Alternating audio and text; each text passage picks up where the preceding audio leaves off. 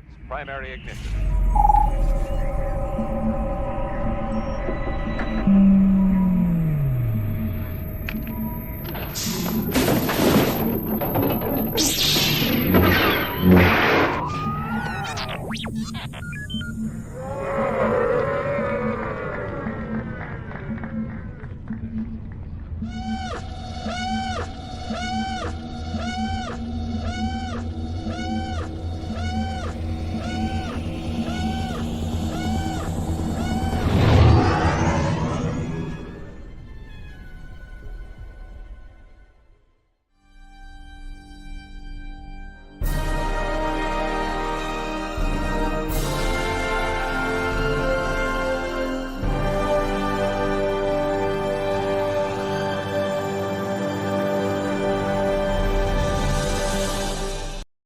I'm actor Chris Bartlett from The Mandalorian, The Book of Boba Fett, and Obi-Wan Kenobi, and you're watching Virtual Cantina Network.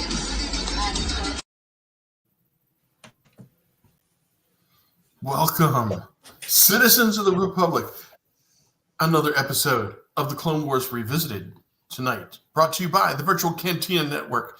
And we are on to Season 3, Episode 1. Woohoo! We made it. We're trudging through the dark times, and we made it to the good stuff.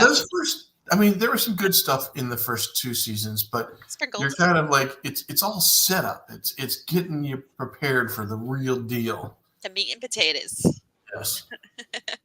What's up, Spencer? Ha. Yeah, I like season 3. Season 3 is when I was like, okay. Like season 1 and 2, I feel like, during the pandemic, I was on my phone a lot, just trying to keep up with my family. Wasn't really paying attention. Season 3, I put the phone down. So I'm excited about this season. So, Mark, are we going to not talk about Tron until you watch it on Disney Plus? I think it would be okay if you guys talked about Tron, because I was going to mention some other movies like Black Phone 2. And Welcome to Derry premiered last night, so I watched the first episode of that. So is it on Max? Yeah. So okay, sweet. It is on HBO Max. It was about an hour, and it throws you right back into the world of Derry. And oh man, is it crazy? Okay. me and clowns don't get along for obvious reasons, but. Yeah. Well, interestingly, I've seen both my of them. spoiler-free review is that you will not see Pennywise in episode 1. You will see sweet. it, the creature, but like not in his Pennywise form. That was different. Interesting. Yeah. Okay. See, I've never been a big fan of Stephen and his little devious stories. Well, I promise you, his son Joe is a phenomenal writer as well. Joe Hillman King, or Joe Hill as we call him. It's his pen name. He made it so he wrote Lock and Key. So if you've heard of Lock and Key on Netflix, that's his baby. Really, it's based off a comic. He wrote an 8-page short story called The Black Phone that he put into a short story book, like a collection of stories called 20th Century Ghosts. And hey, GB. Hi, Sherry. Scott Derrickson, the director of Doctor Strange, the first Doctor Strange movie, adapted it into a movie with Ethan Hawke playing the grabber, the serial killer. And it's got like a supernatural flair, but it does get on the edge of your seat, and there are some jump scares and some creepy moments, to very, very, very tense moments. But I think it's worth seeing. And Mark and I have seen the second one, and same thing. It's just supernatural, crazy. I think it ups the supernaturalness of the first one. Oh yes. I just, there were a lot of, my compatriots in high school that used to love reading Stephen King novels, but I was just never one of those. But then again, I don't watch a lot of the Halloween spooky movies. I wasn't into Jason, Michael, any of that. That genre was just wasted on me. Now I'm sure there's some good stuff and fun stuff to watch, but I was just never that guy. I gotcha. The kid that I'm all right plays about it. the main boy, Finny, he played Hiccup in the How to Train Your Dragon adaptation, the live action one. So Which just came out, I think last year, late last year. It's pretty recent. What? The Or How to earlier Train this Your year. Dragon? Yeah, the Earlier live this action. year, yeah. Yeah. It It was feels this like really last recent. year. Yeah. It was this year, yes. It was this year. Yeah, a lot has happened this year. And Yeah, he's is great. he the one that had the birthday just recently? Didn't I see that on our Facebook page? The one kid that no, he was in Bad Batch. I'm sorry. That had a birthday. I'm thinking of somebody else. But anyway, He's not in any Star Wars, so we probably wouldn't have had any recognition on our page. Sherry's pointing out that How to Train Your Dragon live action is on Peacock. Woo! Sweet. I get to watch it Which finally. I rewatched. Yeah, it. I had a hard time getting excited about that because I really loved the original so much, And I think I've seen the second one. I don't think I've ever seen the third one. The third one's great. Sherry had a great weekend. She was at Cincinnati Comic-Con with all the all of the Supermen. I mean, Sherry and the Supermen. Yeah, Sherry was hanging out with the Superman. She was, from what I understand from Catherine, that I think she was getting some kisses from some of the Scandal. Yeah. Oh, hey, Liberty. Oh man, that's awesome. I love Cincinnati. I wish I could get back there. And yes, David, I am deep into the March to Christmas on Hallmark. In fact, I could not stay up the other night because they ran the Biltmore one at like midnight or something, and I was like, "Yeah." You should get Hallmark Plus if you don't have it already. Yeah. My mom has it. Yeah, I should, so I can watch it whenever I want to. Because I'm always like looking to see which ones are on to see, okay, which one do I want to watch. In fact, I did record one of them tonight. I was like, "Ooh, we're going to be doing the show or something." What's going on? Or it was late in the night. I was like, "Nah, I'll just record that one. I'll watch it later." So, Mark, for the Black Phone 2, and spoilers if any of you guys haven't seen it, did you find the two deaths at the lake, the frozen lake, it's completely anticlimactic? Like nobody cared if those people died. So you know what I mean? Here's the thing. Some people exist in a horror movie to be body count. And I think that sometimes characters get written in a way that they're supposed to feel more important and not just be body count. But I knew that they were just going to end up dead. So cannon fodder, total cannon fodder. Yeah, I do think that it didn't land with the intention they had in terms of like us caring tremendously. And I think that's a fair critique. Otherwise, though, I think the idea that this little short story yielded a feature-length film to begin with is like kind of a miracle. And the fact that they are able to turn it into a somewhat sensible sequel is an even bigger miracle. And I didn't prefer this one to the first one, but they're two very, very, very different movies. And in fact, there's like, in some ways, almost a spec script underneath Black Phone 2 about a serial killer at a frozen cabin kind of situation that could exist in any other movie that they tacked onto as like backstory to this particular killer or whatever, but it works. Like it didn't feel spec script. I just assumed that like someone probably had an idea about, it'd be cool as a youth camp in the winter because it's always a summer camp. So someone was like, make it a winter camp. Like, I don't know how we haven't seen that before, but it worked. It really worked. And I like that it kind of told the backstory of the grabber, like how his first kills happened, and the fact that he knew their parents, like knew their mother, and that's the twist. Yeah. I guess it's not really a twist. I feel like that's revealed pretty early in the movie because we know it's the mom on the other end of the phone. I'm sorry, we're giving a lot away on this movie. I totally said spoilers. It's been out a couple weeks. Come on, Yeah. but you definitely need to see this movie. And it's not like Shelby Oaks, which I was supposed to see this week, but I'm going to go on Thursday. So I'm going to see Shelby Oaks on Thursday. Which that one I've heard great things about.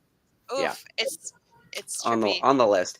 It's just a busy week, it's been a busy several weeks, I think, with everything going on. So Skip, I know we're not quite we're turning the corner though, Skip. We are making our way from spooky season to Christmas season. So we have not passed Halloween yet. I have to say, hey, look, I can only get so excited because I've got to give Halloween its chance.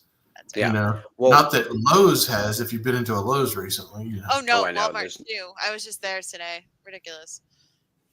But no, it's crazy the amount of Christmas crap that's everywhere because I was there.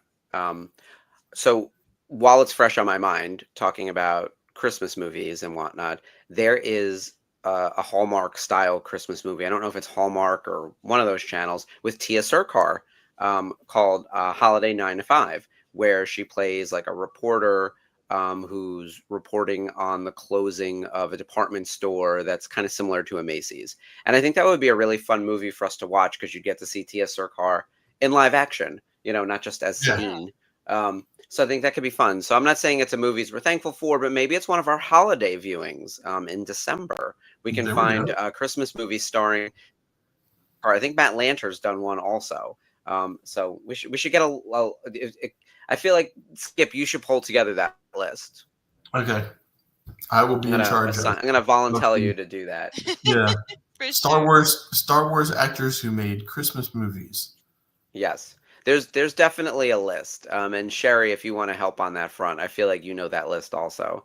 I know Tia Sircar in Holiday 9 to 5 was the first one I thought of, but I'm sure there are plenty of others. Because I haven't seen it on Hallmark, so that's usually, if it's not on Hallmark, it's on Lifestyle or whatever. Lifetime. Yeah. Skip has to guest on a Thursday when we can watch it. Yes. Yeah. We'll figure that out. And actually, I should mention right now there's a poll happening on the Facebook page to figure out the November movies because in November we're doing no Star Wars on the watch-alongs in November. We're going to be doing all movies we're thankful for outside of the Star Wars galaxy. Since we cover Star Wars year-round, we are looking at some other things that we're thankful for, not just even in the sci-fi realm. It could be rom-coms. It could be horror movies. It could be dramas. It could be anything. So there's quite the list out there. And I think people who know me would know which ones I contributed to the poll. Yep. Did you see the picture of Ryan Reynolds dressed up in Star Wars gear? No, like an early shot. And I looked at it, of course, nowadays I look at it and I go, is that real? It's insane. But it was a Ryan Reynolds in a jacket you would see, like a starfighter jacket, with the starfighter tag across it. And I thought, that might be a little bit early, but yeah, that looks cool. And then they did announce that Supergirl is going to be released in 26. I think it's like February in IMAX. That's real soon. Yeah, so they must have shot the shit out of that movie ahead of time for it to be coming out in 26 and being released in IMAX. So Supergirl is set for June of 26. That's not surprising. But I didn't realize it was going to be an IMAX. That is exciting. Yeah. And then, of course, Ashley got to catch up with me on the Tron movie. Yes. Oh, my God. So, as you guys probably know, me and Skip are big Tron fans, and we both got to check out Tron Ares, which I have to say I was happy with. I do feel Gillian Anderson was really underused. Yeah. And which kind of makes me sad because we've seen her be more than capable as Scully for so many years. And this one, she just kind of stomped her feet and yelled at her son and tried to be the moral compass. Oh, hey, Toby, you handsome boy. He's so cute. He snuck in here. He's like, I came to say hi. The pets are making appearances. We'll see how They long are. it takes for Hicks to get in here. Where's Hixie? We need Yeah. him. But I feel like overall, like Jared Leto's performance was exactly what I expected it to be. Thankfully, nothing crazy, nothing over the top, just how it's supposed to be. Greta Lee was awesome as I cannot remember her first name. Oh my god, I am terrible. But Kim is her last name that I know. But she was really great. Of course, having Jeff Bridges back was awesome. Evan Peters was great, about what we expected. Kind of a little bit like Zuckerberg, a tiny bit. But yeah, I just obviously Jodie Turner Smith coming back. Yeah, she did a great job too. Yeah. Oh man.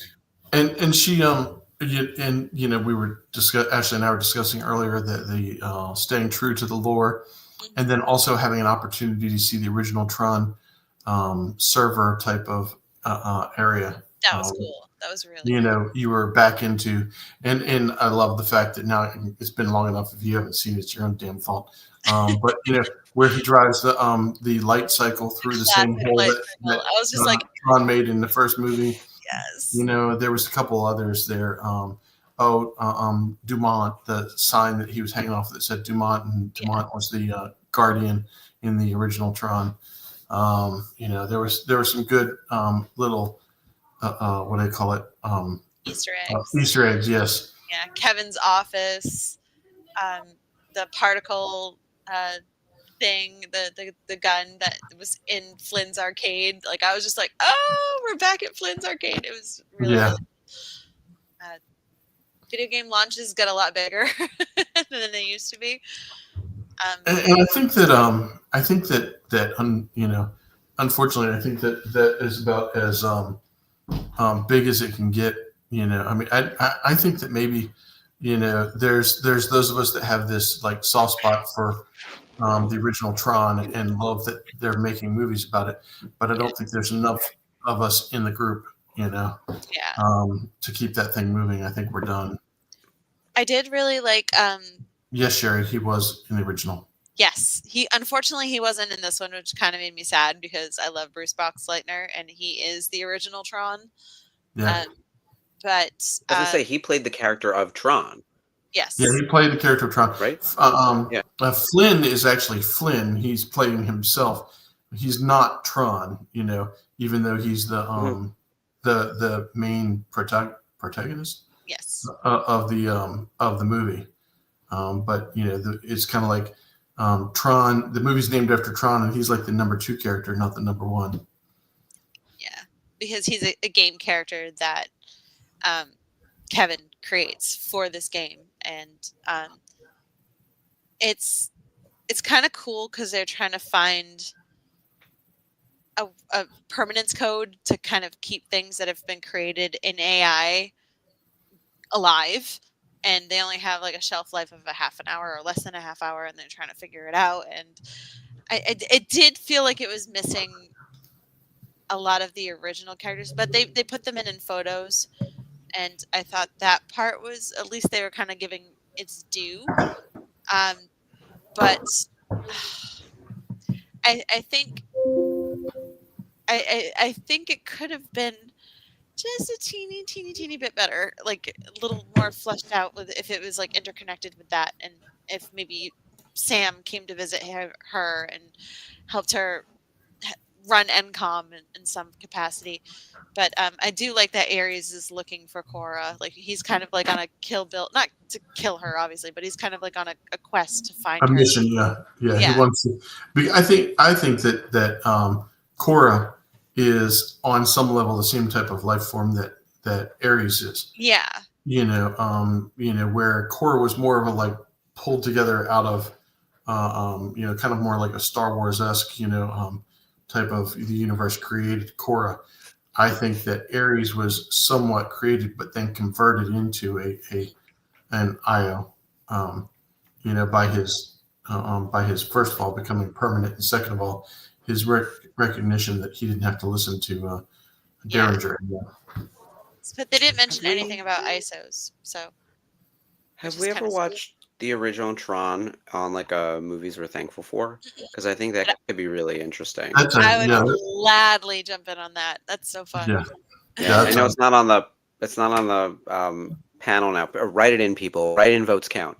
Right in votes for But maybe Tron. also one of the things we were talking about is in December. So good. We No don't pushbacks. know if there's going to be any new Star Wars content coming between now and the end of the year, other than Visions, which we have coverage for Visions planned. But Mhm. if nothing else is happening in December, I think we're going to sort of continue the trend of like movies we're thankful for and holiday-related Star Wars nonsense. So that should be fun. Ooh, Jeff Caffrey has a comment that I want to put up on the screen. The Skywalkers are doing a De Novo Darth Vader helmet unboxing.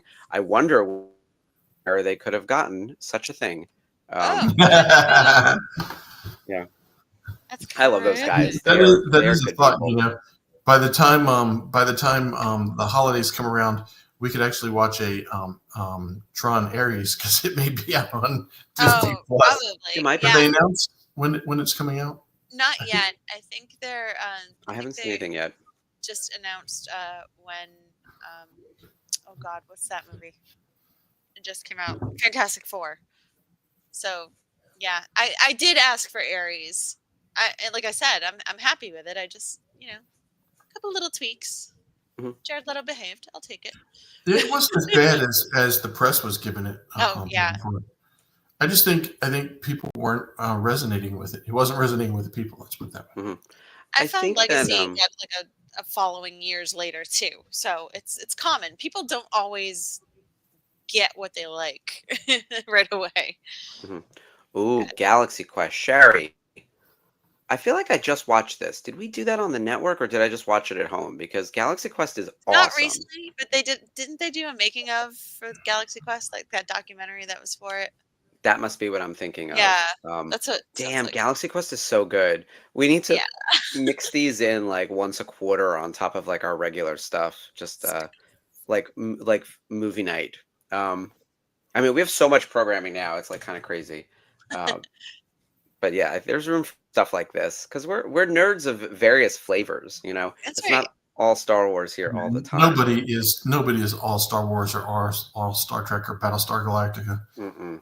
Which apparently Troy got to see a really cool panel of the Battlestar Galactica folks too. I think That's they had really it. cool. He was in SpaceCon down with Mark Tuttle down in oh, help me out, David, somewhere in Texas. Not outside of Dallas, was it? No. It's like yeah. David will type it up here in a second because he's been there. He was there last year. He and me drove down there to do it. But yeah, that looked like a really good San Antonio. Thank you. Yeah, that's a pretty cool con. They get some good people in there, and Rebels is looking to have a pretty good lineup this year too.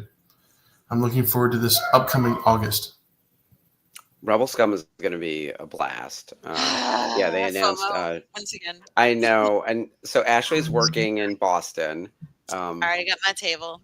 Yep. Can't get out. Rebel Scum Con announced Ray Park, Giancarlo Esposito, and Paul Lee.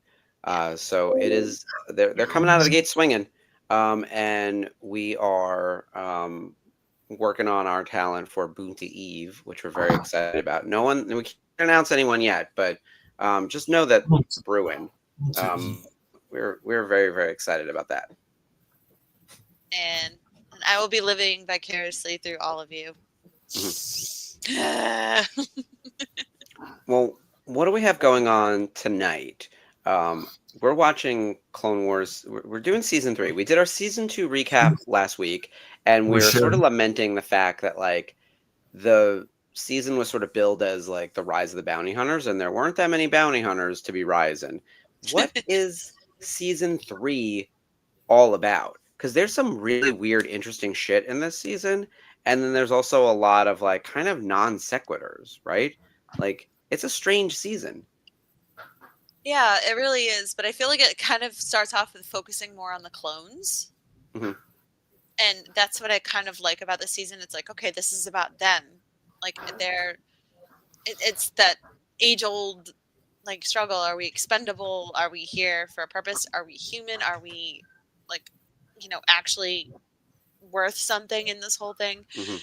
And I feel like this season kind of starts a lot of that questioning and kind of makes you feel It's a more little for the bit more clones. philosophical. Exactly. It makes you feel more connected to the clones. Yeah, I would agree that that's a big part of this season. I'm pulling up the IMDb.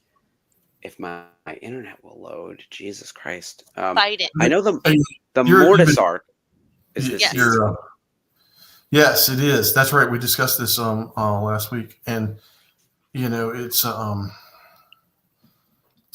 of the things that got me to Clone Wars late was that I was such a huge fan of Karen Travis's clone series. That dug deep into the where the clones actually came from, the different levels of clones and stuff. And she did a really great job on it. But then George came out with Clone Wars about the same time and just kind of, did the whole we're canon, you're not decimation of the Mhm. of her books. Really shoved it into the non-canon category. But those books too were a deep dive into the philosophical side of not only the clones but the clones and their relationship to the Jedi. So, if you're into the Legends books, those are some really good ones to read. Yeah, the season starts to delve into the woo-woo as well. Yeah, and it's a woo-woo season, so good time to start it. That's right. And there's also aside from the Mortis arc, we also have the Night Sister arc.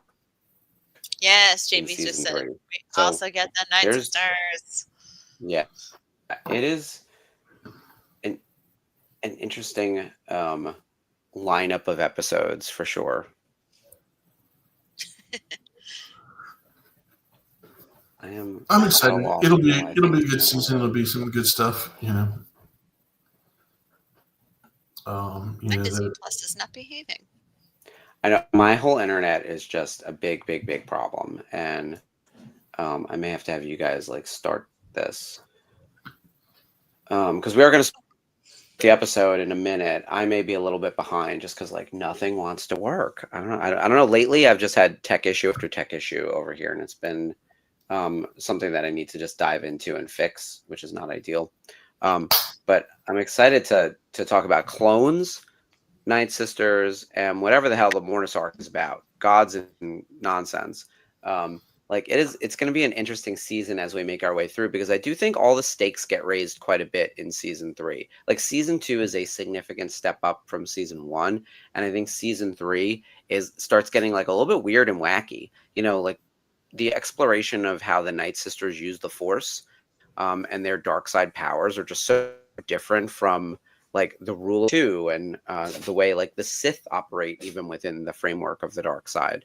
And the Mortis arc gives us this idea that there's a whole different plane of existence and gods are real, right? So like the Force actually has like a physical manifestation of some type with like the father and the son and the daughter. And we get a lot of weird Ahsoka shit because of it. It's a real vague coverage of all of that. Dave. That's sure there, gods and nonsense. Star Wars gods and nonsense.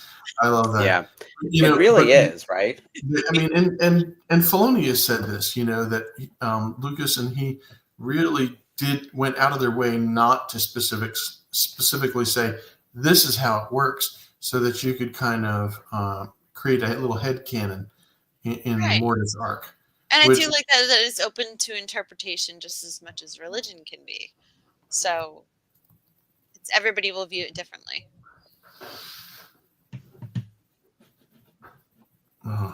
But yes, Liberty, we are doing season 3, episode 1 tonight. Mhm. So everybody should get their how does Dave like to say this? Their Disney Plus machines ready. And you better get it ready, Ashley, because Mark keeps looking. He's playing the part of Spencer tonight as Mark Van Allen. Mhm. Not his fault.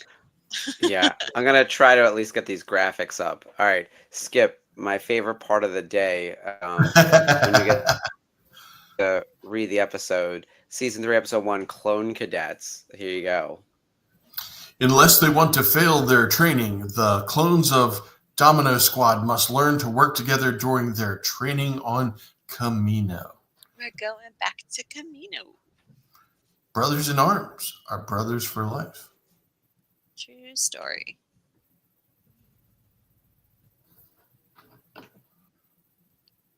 Excellent. Get your Disney Plus machines queued up and ready to go. We're doing season 3, episode 1. And do we have a countdown? Let me I've got it. see. I'll Okay, hit the- just making sure. I'll hit I the wasn't sure 10 if you were seconds. buffering. Okay. Yeah, no, I am, but I'll make it work. All right, Always. get ready to Alright. hit season 3, episode 1, and here we go.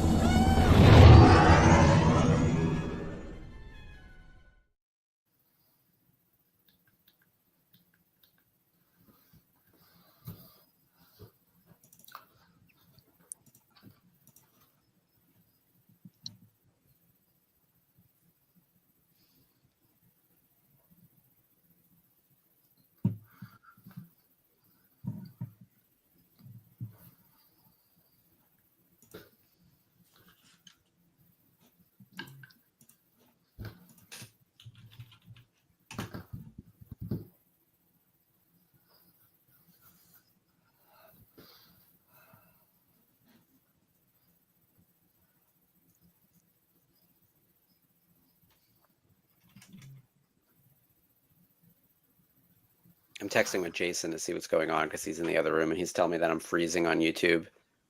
Yes, you are. Great. You're freezing on Facebook too. Yep. I do love these training rooms. Mm-hmm. It's like, okay, for all those people like paintball and laser tag, I want to go play in this playroom. It's very American Gladiators. Yes. If you know, you know. If you're a 90s kid, you know. It always looks like a lot of fun. They recreate some of that training in Rebels when Ezra has to infiltrate. And that's early in season 1. They sort of do some of that training. And of course, like him having force powers, he sort of breezes through. Sherry says, great episode. We meet 99. We also find out how some of the clones got their names, plus a very obvious 11 THX 1138 reference. Yeah, we got Echo and Fives. Mm-hmm. Oh, poor Fives. I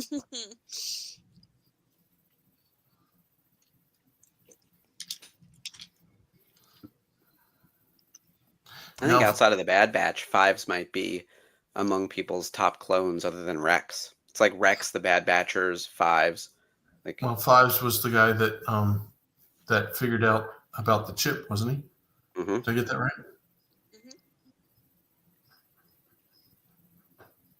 JB says, another episode out of order. This and Arc Troopers take place before the season 1 episode release.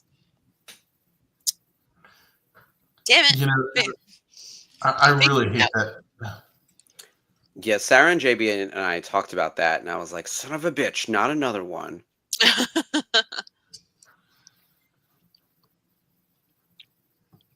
Echo never adapts to a situation? Mm.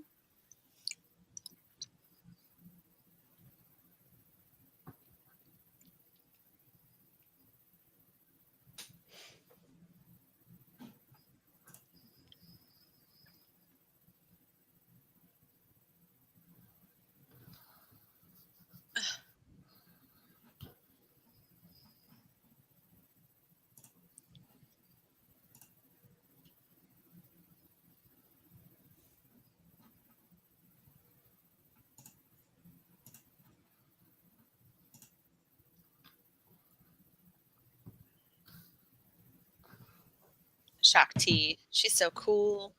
I like her a lot.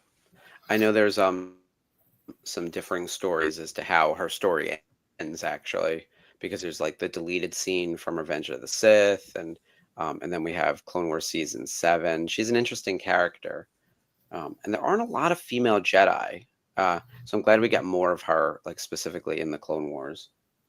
She seems to be like permanently attached to Kamino, though. Yeah.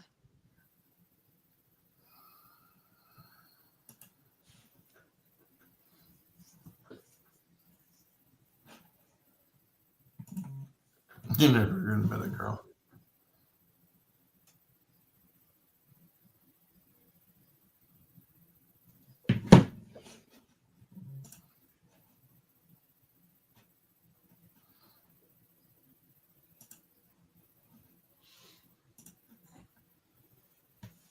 Guy's so mean.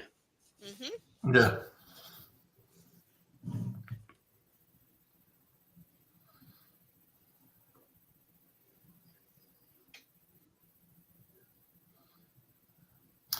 See, I would have a problem sleeping in these beds because I have a hard time going into an MRI.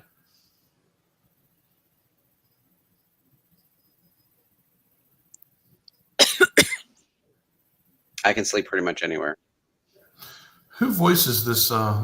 This Let's see. I'm looking at IMDb right now.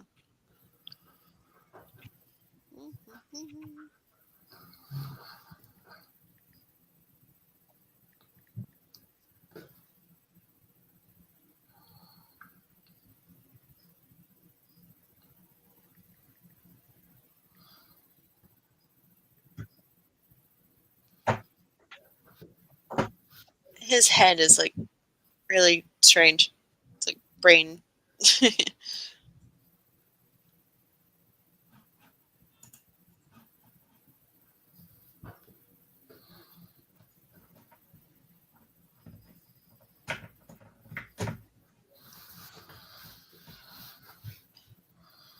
I'm always surprised that the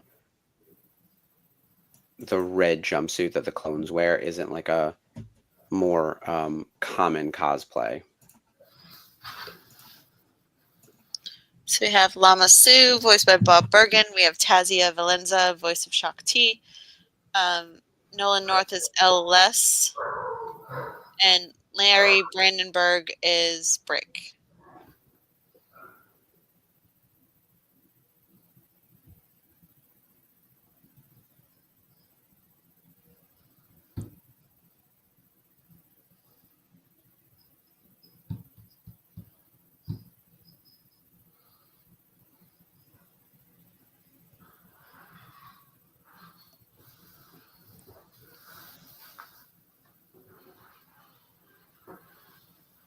Oh, yep, here we go. The argument.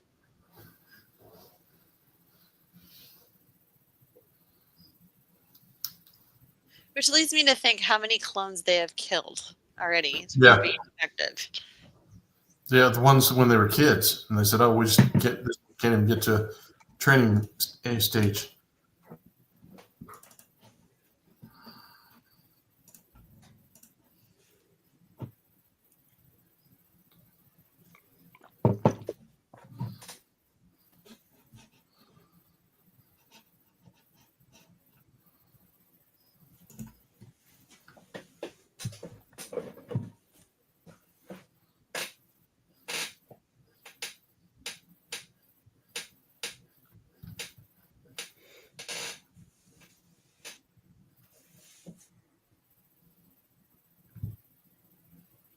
I'm pulling up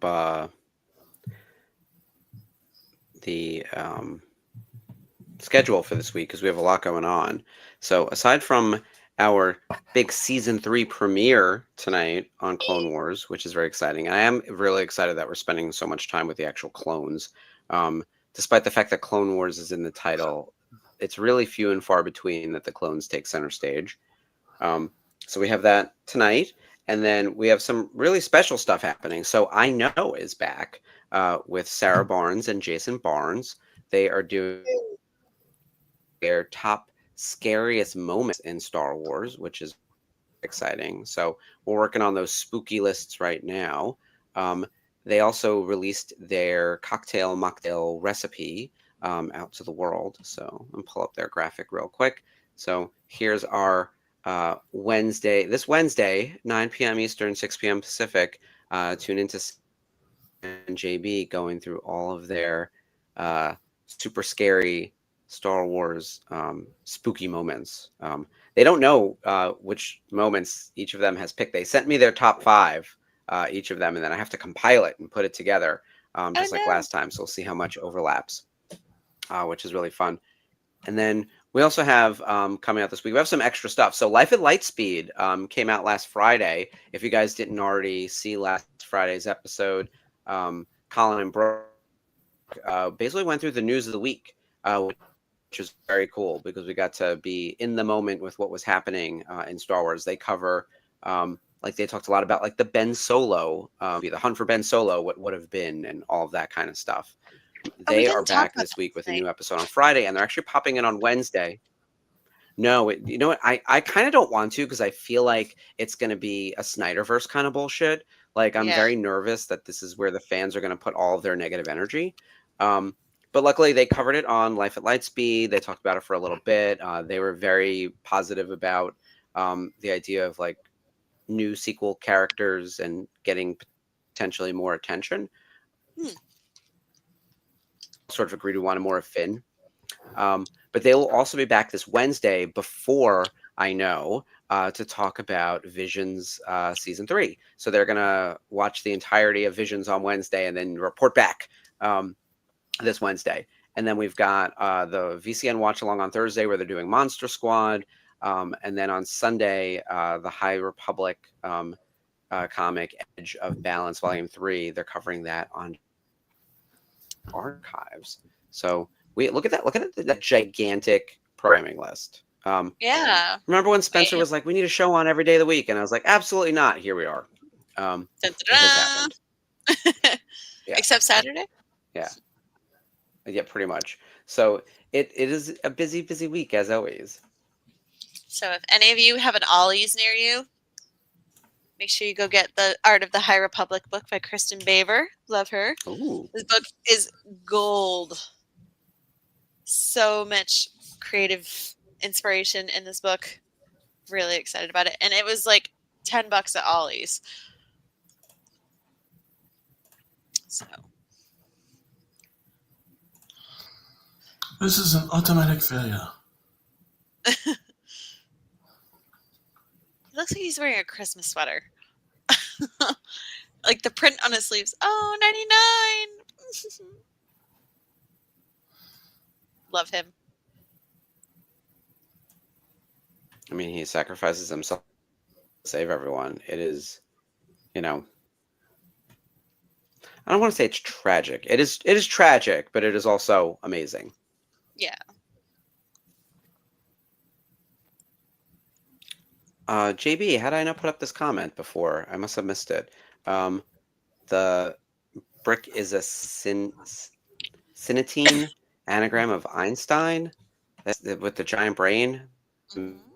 Makes sense. And yeah, Liberty. Ew. I agree. Gross. Sherry, I don't have a Ross anywhere near me, but I need them both. So if you can find them, let me know. Because Sabine is my girl. As you know, with my Sinuo Novo helmet over there. Yep. I should mention too, I'm wearing my Sunnydale 99 tee. When we were talking about Buffy last week, I was like, you know what? This is obviously 99. The show didn't come out in 99. It came out in 96 or 97.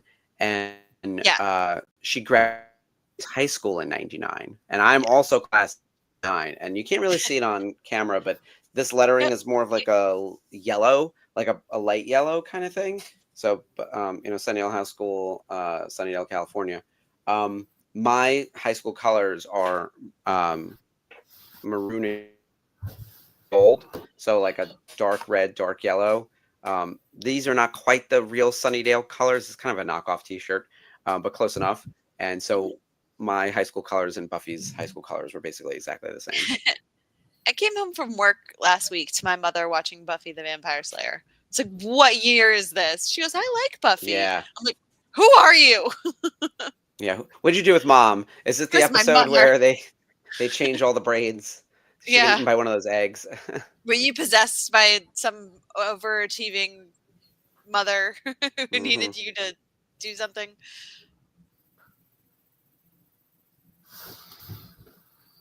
Camino looks really good. This animation would not have been possible in season 1, you know? No, definitely not. Yeah.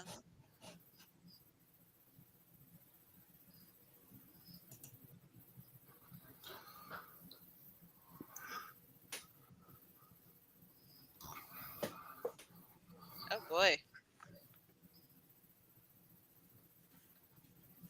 Oof. Damn.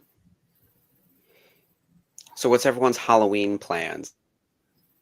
I don't Is know anyone yet. dressing up as a Star Wars character? So tell us in the chat if you're going to any Star Wars parties or dressing up as a Halloween character from Star Wars. I'm saving my Star Wars cosplay for Rhode Island Comic Con. I'm going to do my Ezra again because I plan on Yay. obviously meeting Amon and of course seeing Taylor. So yeah. Yeah. Oh my god, I have to meet Amon. And I haven't seen Taylor in a few years, but you know, we had him on our show and be like, hey, we're real people. Yeah, he's such good people. I love him so much. Yeah. I enjoyed Hanging him out at with him in Rebel Texas. Con.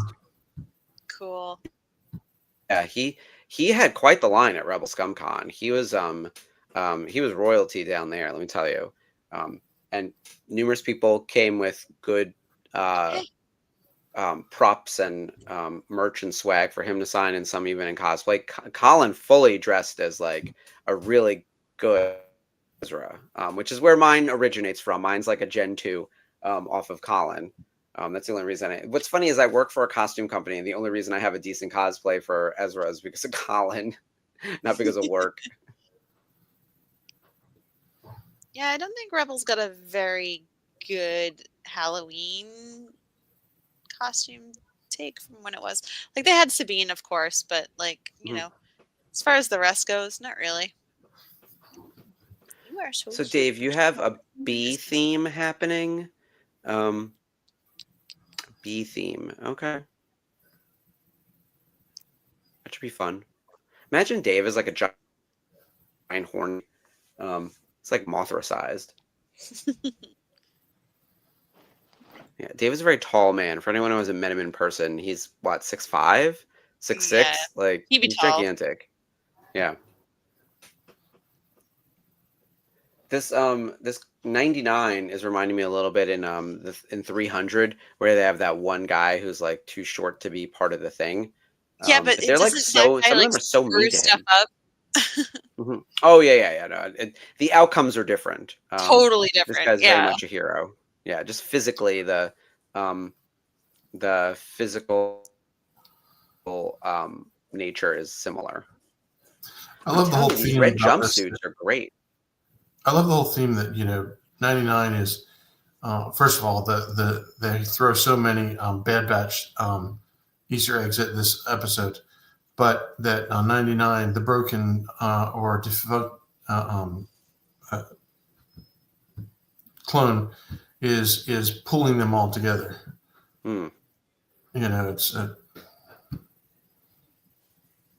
here he is, the default, and he's the one that seems to be able to pull them all together, giving Heavy his name and inspiring them to work together.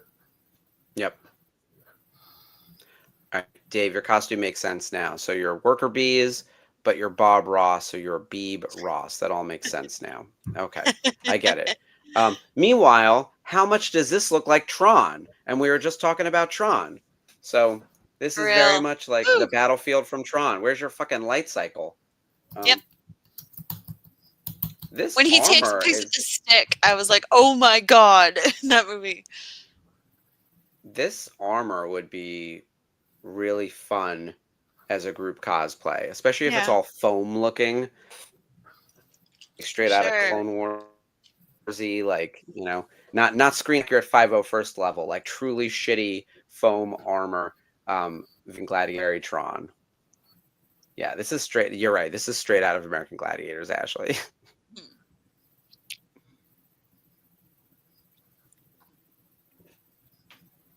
Where's Pyro and Turbo? I know, right? Did you watch the American Gladiators documentary from a few years ago on Netflix? No, I haven't. Damn, it is Is it good. really? Yeah, it's really good. They Okay. had quite the moment in the pop culture resurgence for that like one summer or whatever it was. But yeah, I mean, it was wild. I mean, these people were like roided out of their minds. The show was insanity. Yeah, it was a good time. My brother used to have like the action figures and like Mhm. this set, like the Turbo and the other guy and jousting. So you have like the little cotton swabs and you like turn the thing like Rock'em Sock'em robots and they hit each other off the pad.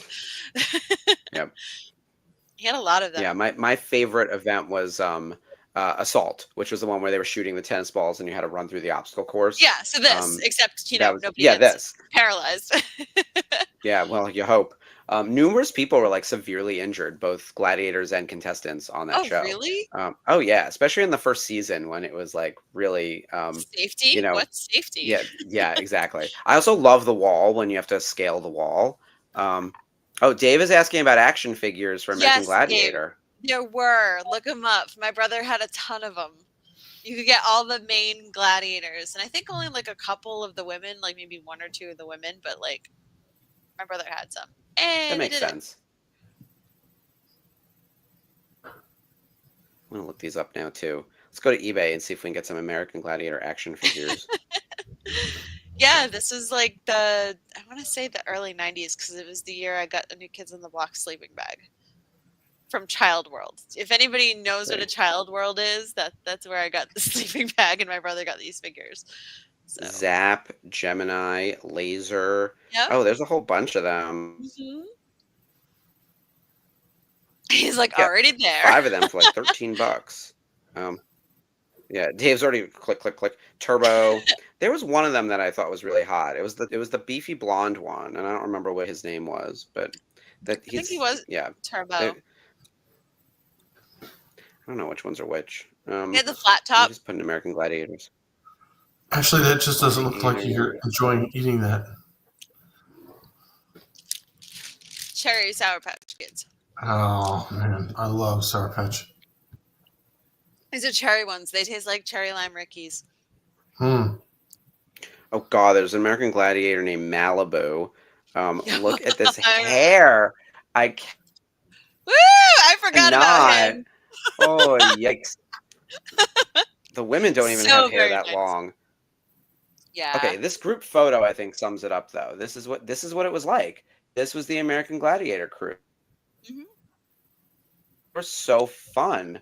And they were like very seemingly wholesome, but I think that it was just like drugs and parties and steroids. Yeah. Yeah. Yeah, Dave, there were some hot muscular women too on that show. This is like a bisexual's nightmare if you're watching American Gladiators because it's like one hot person after another.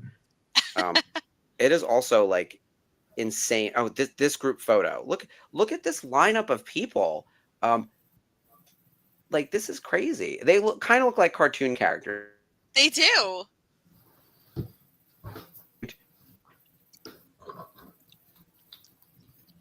Well, that's it for the episode. Oh my god. Something. Shakti with those clone troopers is like it just feels so ominous. Any Jedi with clone troopers seems ominous. Liberty, we got to talk to someone, not me and not my company, but like who could easily make these like maroon clone casual wear kind of shit. That's got to be an easy doable cosplay. We could all imagine we all showed up that way, like VCN in like the red, just sort of, casual gear.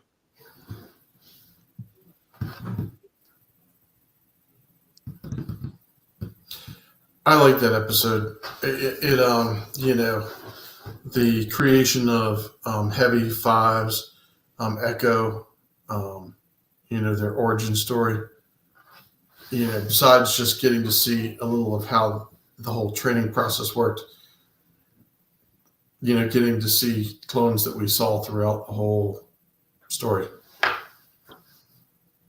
Yeah. I I like that there's a heavy focus on clones.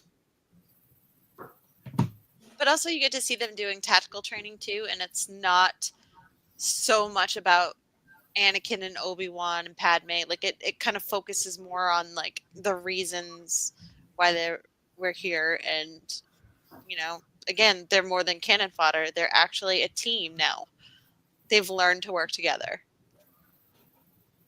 Oh, that's a good point, Sherry. Dye some white painter's overalls. Yeah, and get that patch, the Camino patch. Mm-hmm. Yeah, Liberty, Yeah, that'd be totally pretty easy. agree.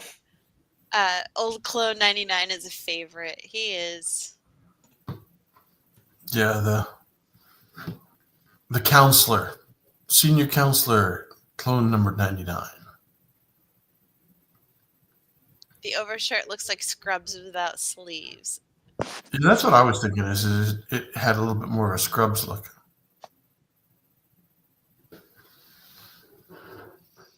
But Yeah.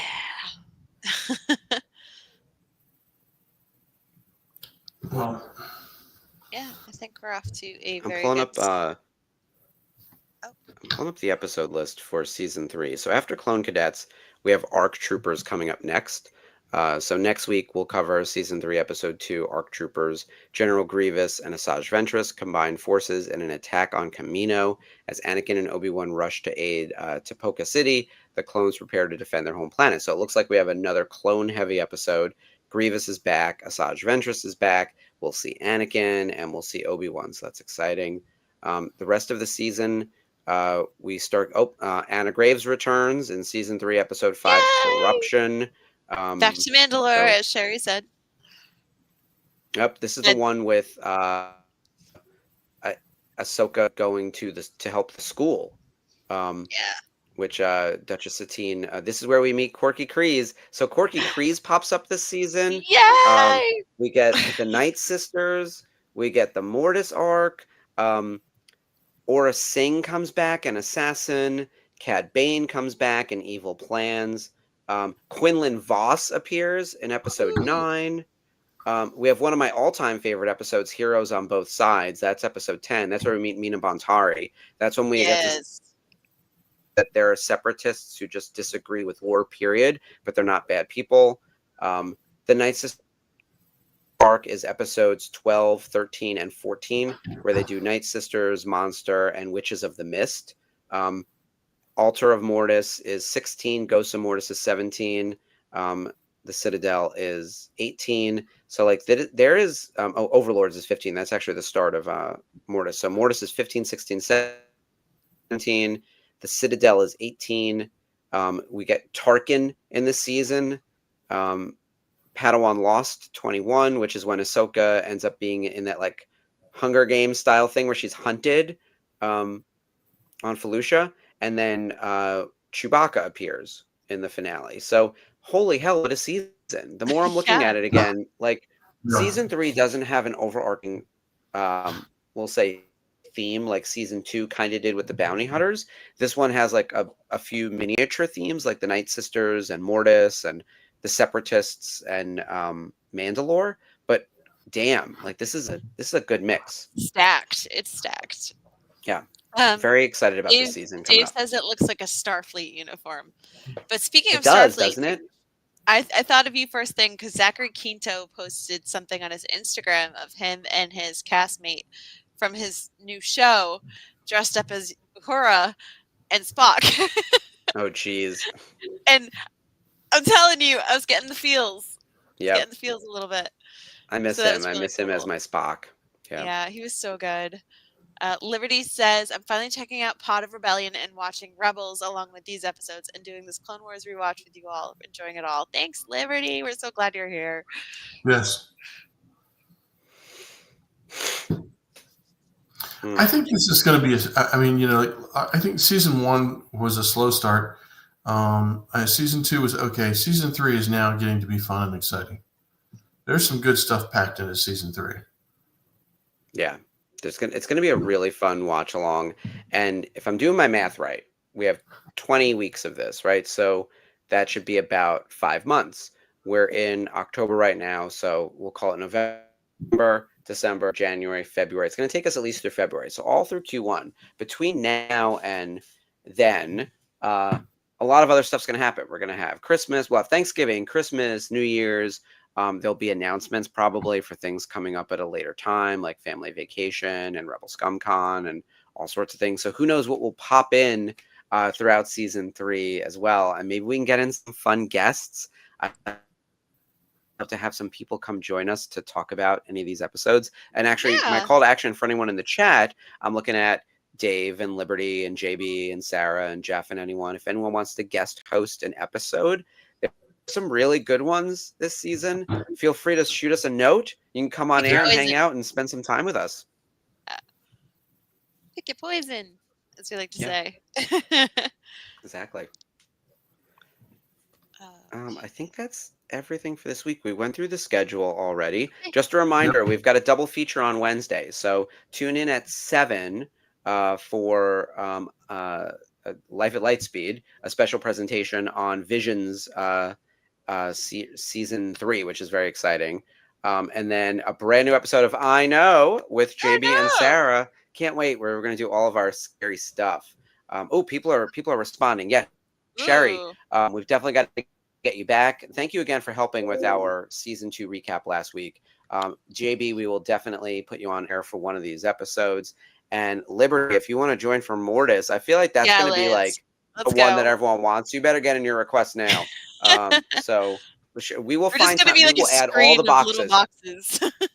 That's fine. We'll have 10 of us on here talking about Mortis because we need the analysis. Holy hell, Mortis is like heavy lifting.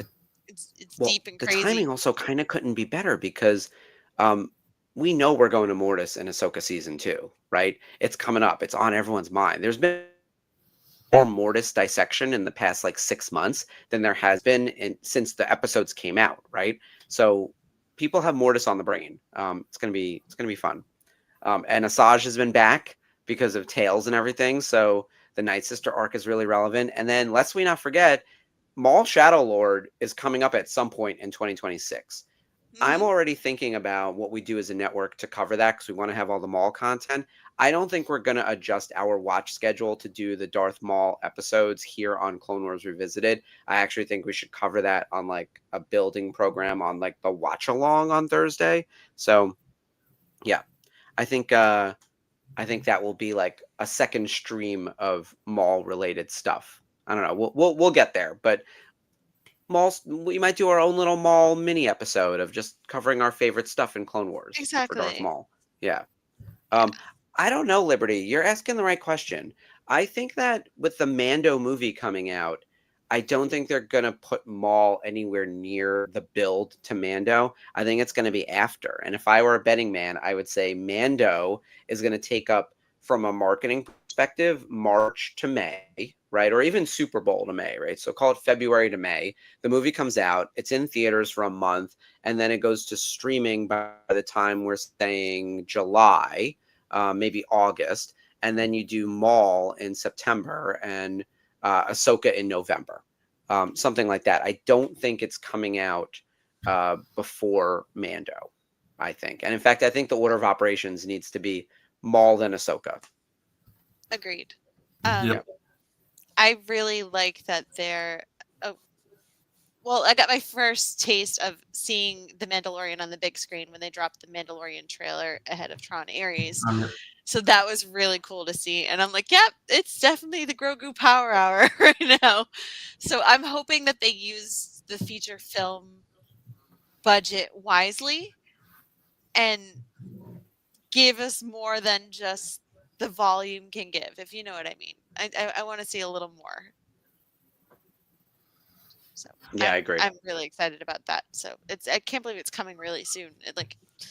It's May, so yeah, we're talking 6 months. 6 months. Yeah. We're in the 6 month window. We should start seeing like some real marketing happening at this point. Yeah. Where's my new swimming Grogu plushie? I need that. And my insulting awesome. Anzelian. No, baby. No squeezing. Exactly. Yeah, no squeezy. All right. All right, guys. That's everything for this week. Guys, we are so excited to spend another season of the Clone Wars with you.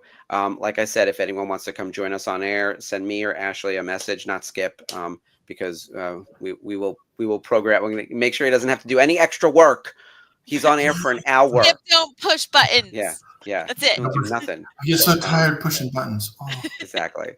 And we will see you guys throughout the rest of the week too on the network. Make sure you tune in for I Know. Make sure you tune in for the Thursday watch along with Monster Squad, Life at Lightspeed, Wednesday and Friday, and then Jedi Archives on Sunday. And then we'll be back next week for season 3, episode 2 of Clone Wars. ARC Troopers. ARC Troopers, love ARC Troopers. All right, guys. We'll have a great week. Stay tuned to the network. Watch all the shows, and may the Force be with you.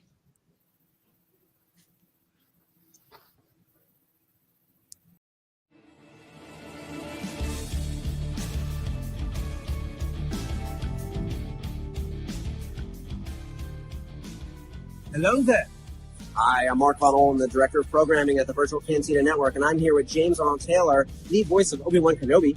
Obi-Wan Kenobi. Yes, I know that one well. I have the high ground if I do. Wait, yes. Thank you. Now I have the high ground. And you are watching Clone Wars Revisited. This is the show you're looking for.